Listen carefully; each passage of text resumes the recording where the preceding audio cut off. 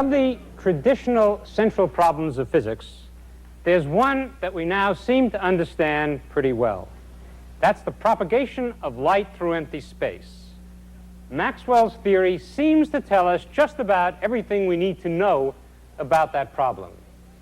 Light is a wave-like disturbance in the electromagnetic field that propagates at a definite speed. Now, those are all nice words, but what do they mean? First of all, what do we mean by the electromagnetic field? Well, it's possible to detect the presence of electric and magnetic field using electric charges. If there's an electric charge in space and it feels a force, then there's an electric field present. If the charge is in motion and it feels a force due to its motion, then there's a magnetic field present. We also know what happens when the electric and magnetic fields are disturbed. A disturbance in an electric field disturbs the magnetic field, which in turn disturbs the electric field again. Energy sloshes back and forth between the two fields, and the whole disturbance propagates along at a speed which is one of the fundamental constants of nature. In principle, that disturbance can be detected in the same way that we detected the field itself, by means of an electric charge. Fortunately, we don't always have to detect disturbances in that way, because we come equipped with built-in detectors of disturbances in the electromagnetic field. They're called eyes. The eye is one of nature's most versatile instruments. One more time. And from the first visionary onward, the human race has tried to broaden visual experience well beyond its collective nose, to extend eyesight into the wonders of the world, large and small, near and distant. Clear? Pretty clear. What about with this side? Of course, for a thorough examination, that takes not only a perception of light, it takes a clear perspective on its properties. And the properties of light are best seen in the simple fact that light is a wave.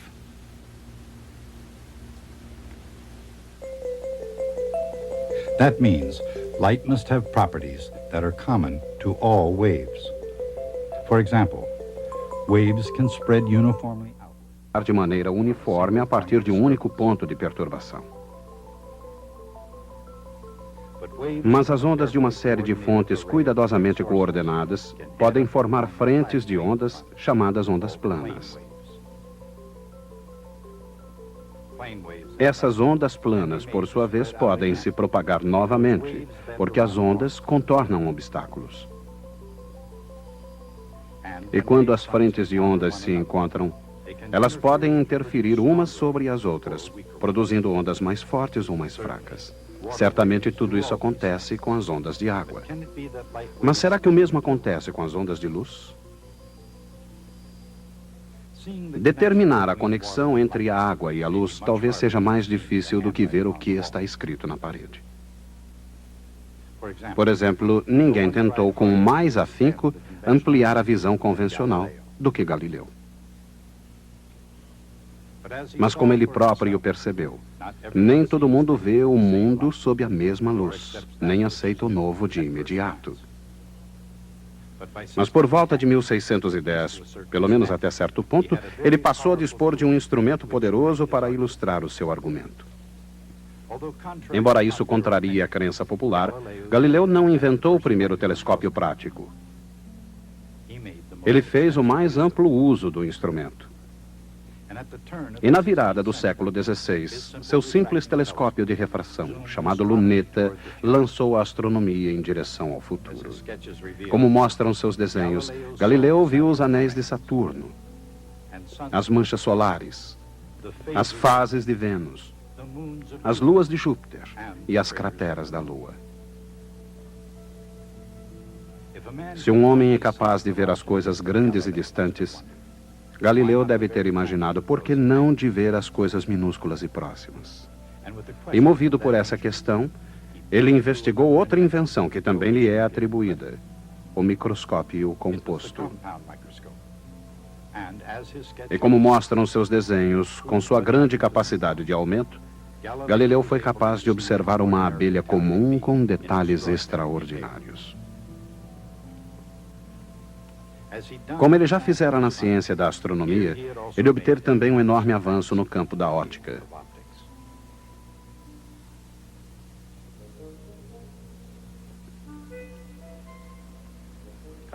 Contrariando outra crença popular, os óculos não são assim tão novos quanto parecem.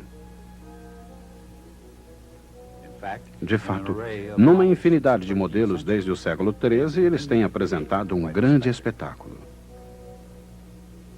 No entanto, enquanto as armações têm sido objeto dos caprichos deste ou daquele estilista, as lentes se baseiam num princípio científico imutável.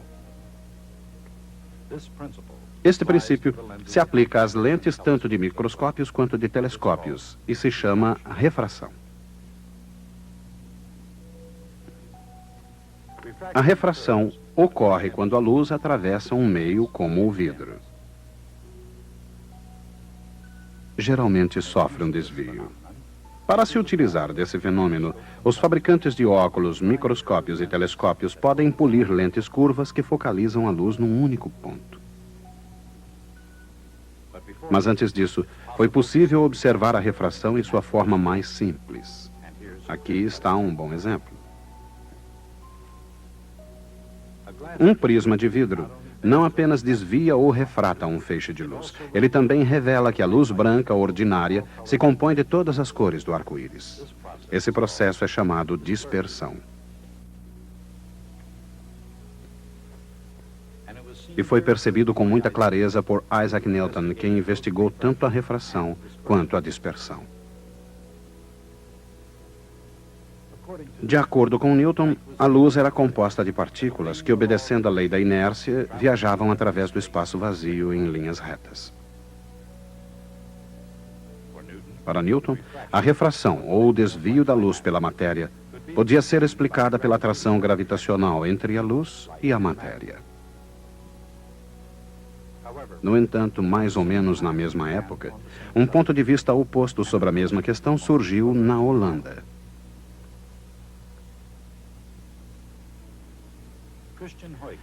Christian Huygens, um físico e astrônomo holandês, levantou uma teoria segundo a qual a luz não era composta de partículas ou corpúsculos, como dizia Newton, mas sim de ondas. Com o tempo, essa ideia passou a ser considerada correta.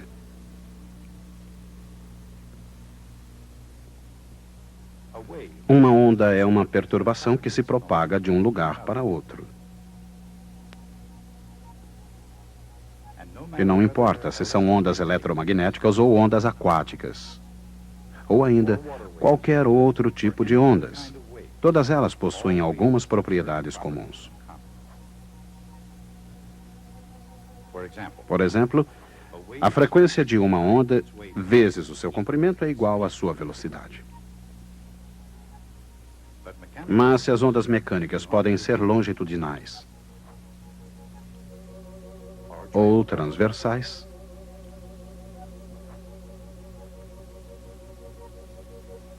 enquanto as ondas eletromagnéticas são sempre transversais e no vácuo viajam sempre à velocidade da luz.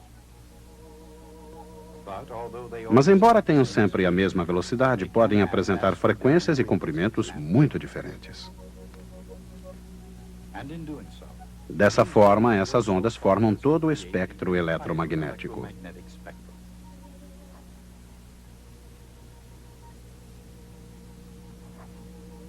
Na verdade, só quando as ondas eletromagnéticas possuem um comprimento situado entre a estreita faixa de 400 a 700 nanômetros é que elas constituem a luz visível. Este é o espectro do vermelho ao violeta. Ondas ainda mais curtas, chamadas luz ultravioleta, são irradiadas pelo Sol. Embora esses raios invisíveis sejam perigosos para os seres vivos, felizmente eles são parcialmente absorvidos pelo ozônio da atmosfera da Terra. Mais curtos ainda são os raios X, com comprimentos de onda do tamanho de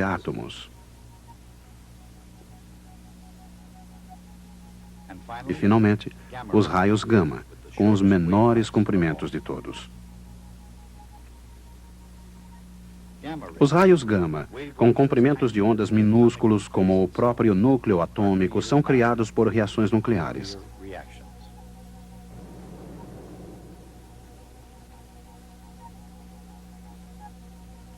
Comprimentos de onda mais longos, que se estendem à luz visível e ainda mais além, podem ser criados ou absorvidos quando átomos passam de um estado de energia para outro. Além da luz visível está o infravermelho. Com um comprimento de onda mais longo do que a luz vermelha, a radiação infravermelha pode ser detectada apenas pelo calor que ela transporta. O universo está tenuemente preenchido por uma radiação de comprimento de onda longa, considerada como a onda remanescente do Big Bang que deu origem a tudo. Isso não inclui apenas a radiação infravermelha, mas também as microondas. Microondas são a primeira parte do espectro, cuja frequência é suficientemente baixa para ser produzida pelos circuitos eletrônicos de corrente alternada criados pelo homem. Assim também o universo está cheio de ondas de rádio. Com centímetros, metros e até mesmo quilômetros de comprimento, as ondas de rádio completam o espectro eletromagnético. Naturalmente, o grande Michael Faraday não viveu o suficiente para ver o espectro eletromagnético. De qualquer maneira, ele começou a tomar forma quando, ao imaginar cargas elétricas cercadas por linhas de força, Michael Faraday se perguntou: o que acontece quando essas linhas começam a vibrar? Faraday não encontrou a resposta completa, mas ele não teria se surpreendido com a imagem surgida.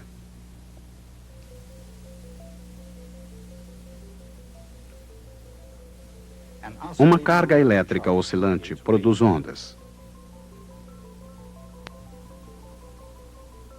que se propagam ao longo das linhas de força à velocidade da luz. Essas ondulações são ondas transversais no campo elétrico, que se propagam em frente de ondas que vão se tornando mais planas à medida em que se afastam da fonte, e que cada vez mais lembram as frentes de ondas paralelas planas, chamadas ondas planas.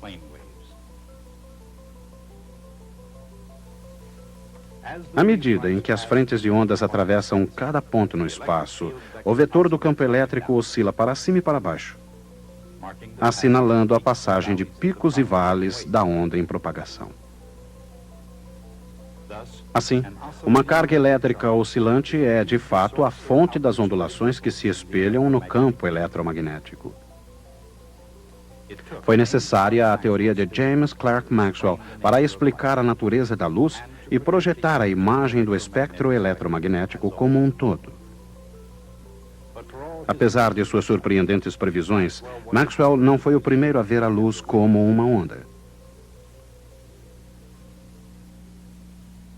No início da década de 1670, Christian Huygens formulou um princípio de ondas de luz em que afirmava que todo ponto numa frente de onda é uma nova frente de ondas. E em 1801, apesar da popularidade da teoria corpuscular de Newton, outro inglês, Thomas Young, demonstrou sem sombra de dúvida que a luz é uma onda. Ele conseguiu isso provando que a luz tem a propriedade ondulatória chamada interferência. A interferência de ondas pode ser considerada construtiva ou destrutiva. Quando as ondas, ao se propagarem, se encontram umas com as outras em fase, elas podem se reforçar mutuamente, criando uma onda mais forte e produzindo o que é conhecido como interferência construtiva. Mas quando estão defasadas, as ondas podem se anular totalmente. Em outras palavras, teremos a interferência destrutiva.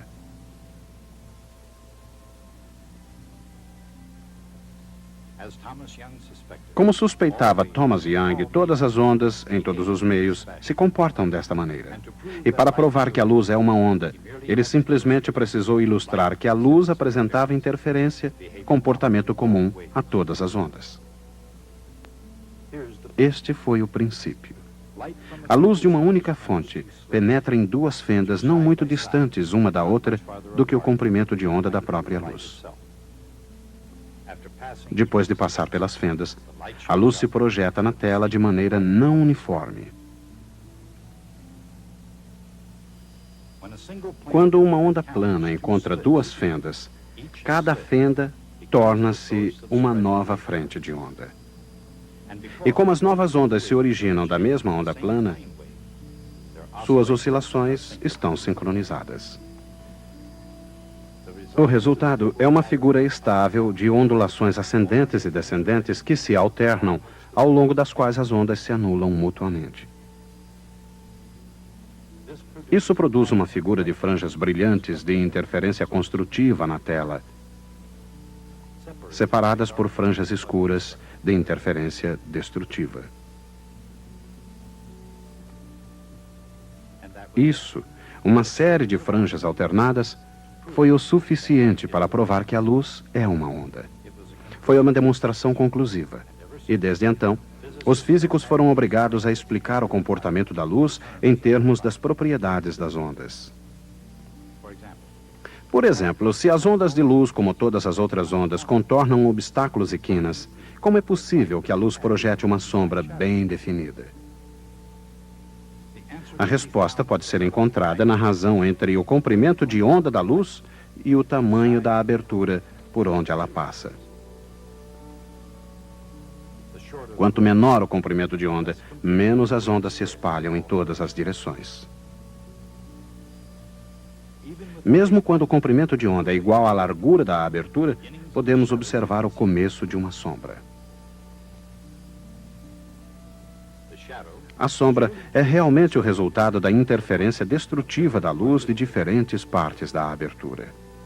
Em consequência, quanto menor o comprimento de onda, mais a luz aparece num feixe bem definido. O comprimento de onda da luz visível, centenas de nanômetros, é tão pequeno em comparação com os tamanhos de objetos visuais que pode projetar sombras realmente muito bem definidas. Mas essa explicação não lança muita luz sobre uma questão ainda mais importante.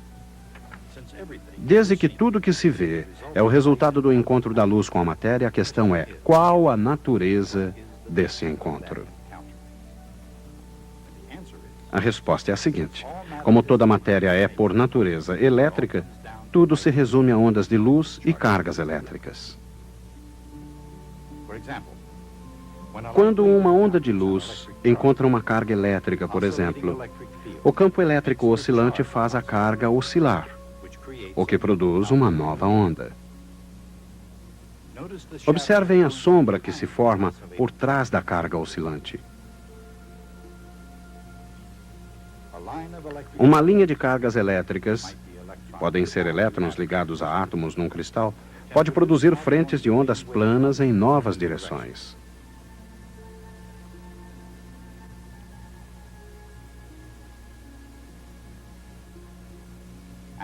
E se as cargas podem se mover livremente, como é o caso dos elétrons no interior de um metal, o resultado pode ser a impossibilidade de penetração da onda. Em vez disso, a onda é totalmente refletida. Essa é a reflexão especular, na qual o ângulo de incidência é igual ao ângulo de reflexão. Isso ocorre sempre independente da direção em que chega o feixe.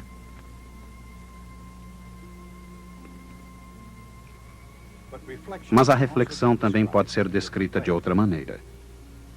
De todas as trajetórias possíveis, da fonte ao espelho e do espelho ao destino, a verdadeira trajetória é aquela que possibilita ao raio chegar no menor tempo possível. Como uma superfície metálica com suas cargas elétricas móveis é capaz de refletir a luz, espelhos são feitos de prata, a qual é deposta numa superfície de vidro. Mas se é por isso que os espelhos funcionam, por que funcionariam as lentes?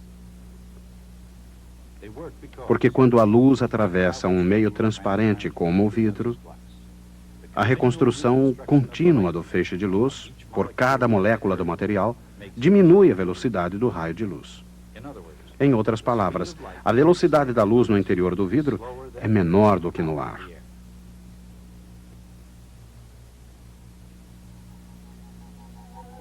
Quando um feixe de luz incide inclinadamente numa placa de vidro, um dos lados do feixe tem sua velocidade reduzida antes do que o outro lado, forçando a frente de onda a mudar sua direção de propagação. Esse desvio da luz, quer seja no vidro, na água ou qualquer outro material transparente, é chamado refração. A refração desvia a luz na direção da normal à superfície de separação dos meios, sempre que ela entra num meio que reduz sua velocidade. Isso ocorre independentemente da direção da incidência.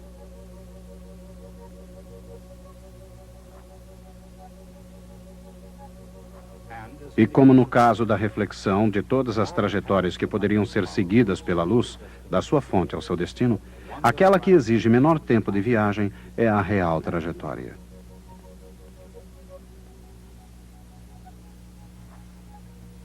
Tanto no que se refere à reflexão quanto à refração, o princípio do menor tempo de propagação determina a direção única ao longo da qual as frentes de onda são reconstruídas através da interferência construtiva.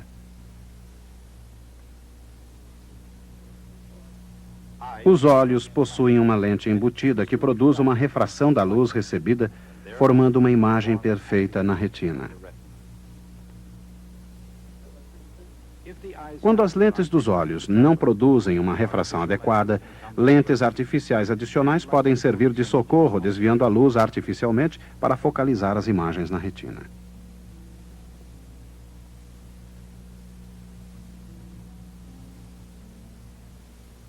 Naturalmente, a refração muitas vezes exibe outro tipo de distorção, pois a refração da luz depende da sua cor. A luz branca é uma mistura de luzes de todas as cores. Ao atravessar o prisma, ela se decompõe nas cores do arco-íris. Este é o fenômeno da dispersão. Essa é a razão pela qual, apesar da sua notável potência para a época, o telescópio de Galileu, um telescópio de refração, era de fato muito limitado. Mas Isaac Newton percebeu que um prisma e uma lente afetam a luz de maneira semelhante, o que significa que o telescópio de refração permaneceria limitado. E foi por isso que ele inventou o telescópio refletor. Ao chegar a um telescópio refletor de superfície parabólica, um feixe de luz é refletido num único ponto, no foco da parábola, sem dispersão, independente da sua cor. É por isso que, desde a sua invenção por Isaac Newton, o telescópio refletor tem sido o instrumento mais útil ao astrônomo óptico. É claro que a luz não é a única onda nos céus, nem o único tipo de onda que é refletido por espelho. Da mesma forma como as ondas de luz se refletem, o mesmo acontece com as ondas de rádio. E é por isso que o radar e o telescópio se baseiam no mesmo princípio. O prato de um refletor de radar tem o mesmo formato parabólico do espelho de um telescópio. Assim, tanto no radar, indispensável à guarda costeira, quanto no moderno projeto de um telescópio óptico de 10 metros, o objetivo é detectar radiação eletromagnética, segundo as mesmas leis e propriedades dos materiais refletores. Qualquer que seja o objeto, seja uma placa de teste ocular a apenas alguns metros, ou uma estrela incrivelmente distante vista na objetiva refletora de um moderno telescópio, as ondas de luz continuam revelando as mais fantásticas visões. E até certo ponto, a jornada apenas começou.